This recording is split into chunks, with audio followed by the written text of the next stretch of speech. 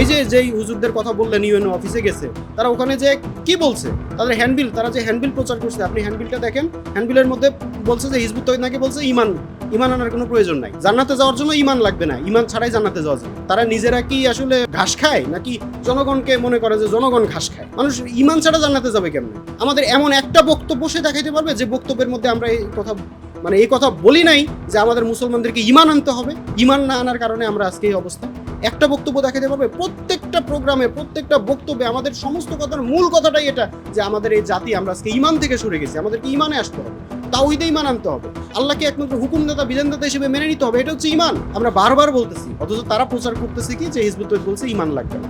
এই যে ডাহা মিথ্যা কথাগুলো তারা বলতেছে, একটা হচ্ছে মিথ্যা কথা বলতেছে এবং সেটা আবার তারা গর্বের সাথে এটাকে ভিডিও ধারণ করে আবার ফেসবুকে, সোশ্যাল মিডিয়াতে প্রচার করতেছে।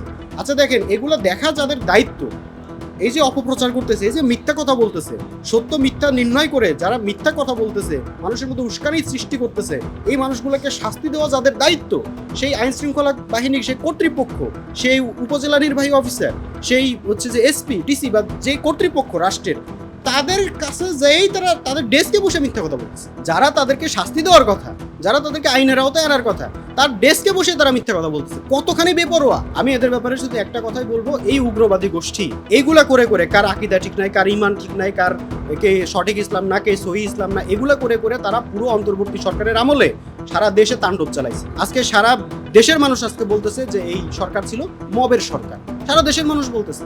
এবং এই মবের হাত থেকে বাঁচার জন্য মানুষ কিন্তু একটা পর্যায়ে এসে দ্রুত বলছে যে দ্রুত নির্বাচন হোক, দ্রুত নির্বাচন দিয়ে দেন, এই মব আর সহ্য করা যাচ্ছে না। সারা আন্তর্জাতিক অঙ্গনে ভয়ঙ্কর মেসেজ চলে যাচ্ছে বাংলাদেশ সম্পর্কে। সেই উগ্রবাদী গোষ্ঠী এই কিছুদিন ধরে দেখছে নতুন সরকার আসছে, নতুন সরকার একটু রয়েছে দেখছে, এতদিন ধরে অবজার্ভ করছে যে নতুন সরকার আসছে, আবার কেমন কি, এই আস্তে আস্তে আবার খোলস থেকে বের হচ্ছে। এরা যেভাবে অন্তর্বর্তীকালীন সরকার ডক্টর ইউনূসের সরকারকে বিতর্কিত করছে, এখন তারা ঠিক একইভাবে এই বর্তমান বিএনপি সরকারকে বিতর্কিত করার পথে আগাচ্ছে।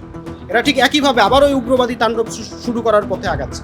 এরা একইভাবে আবার সারা দেশ জুড়ে অলরেডি শুরু হয়ে গেছে, কিন্তু খালি হিজবুত তৌহিদ না, আপনি দেখেন সারা দেশ জুড়ে শুরু হয়ে গেছে একটা সরকারকে বেকায়দায় ফেলার জন্য, একটা রাষ্ট্রকে আন্তর্জাতিকভাবে একটা উগ্রবাদী রাষ্ট্র, সন্ত্রাসবাদী রাষ্ট্র, একটা জঙ্গিবাদী রাষ্ট্র হিসেবে প্রমাণ করার জন্য যে পরিবেশ সৃষ্টি করা দরকার, এরা সেই পরিবেশ সৃষ্টি করার জন্য তারা চেষ্টা করতেছে। আমি জানি না এদের আন্তর্জাতিকভাবে কোনো এদের পিছনে কোনো আছে কিনা, আমি জানি না যে কেউ এদেরকে এগুলো করতে ইন্ধন দিচ্ছে কিনা, কেউ লাগাই দিচ্ছে কিনা এগুলোর পিছনে। এদেরকে যদি সরকার শক্ত হাতে প্রতিহত না করে, আমি বলতেছি না হিজবুত তৌহিদের পক্ষ নিতে হবে, আমি বলতেছি না তাদের বিরুদ্ধে নিতে হবে, আমি বলতেছি যেটা সত্য, আমি আমার বক্তব্য বলতেছি। আমার বক্তব্যের মধ্যে যদি মিথ্যা কথা কোনো কিছু থাকে, যদি উস্কানি থাকে, যদি হুমকি থাকে, যদি হামলার কোনো ম্যাটেরিয়াল থাকে, আপনি আমাকে ধরেন। আমাদের হিজবুত তৌহিদের বক্তব্য এমন কোনো বক্তব্য নয়, সমস্ত বক্তব্য আমাদের অনলাইনে আমরা দিয়ে দিই, আপনি ধরেন, আমাদেরকে ধরেন, কোনো অসুবিধা। আমাদের যদি ধর্ম বিরোধী বা ধর্মীয় সেন্টিমেন্ট বিরোধী বা এক কথায় যেটাকে বলে ধর্মীয় অনুভূতিতে আঘাত লাগার মতো এরকম কোনো কিছু থাকে, বা মূল ধারার যে ইসলাম কুরআন সুন্নাহ বিরোধী কোনো কথা যদি থাকে, যেমন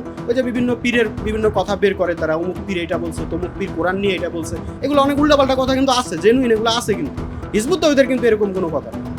তাইলে হিজবুত তাওহীদের ব্যাপারে যদি এরকম কোনো কথা যদি আপনারা পান, হিজবুত তৌহিদকে ধরেন।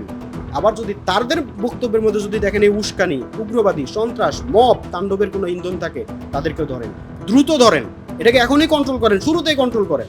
রাষ্ট্রকে, সরকারকে আমি বলবো, আপনারা নতুন সরকার এখনই যদি এদেরকে কন্ট্রোল করতে পারেন, বাকি 5 বছর আপনারা ক্ষমতায় থাকবেন। অন্তত এই ডক্টর ইউনূসের সরকার যেই ব্যর্থতার গ্লানি নিয়ে যাইতে হয়েছে, এই ব্যর্থতার গ্লানি আপনাদেরকে নিতে হবে না।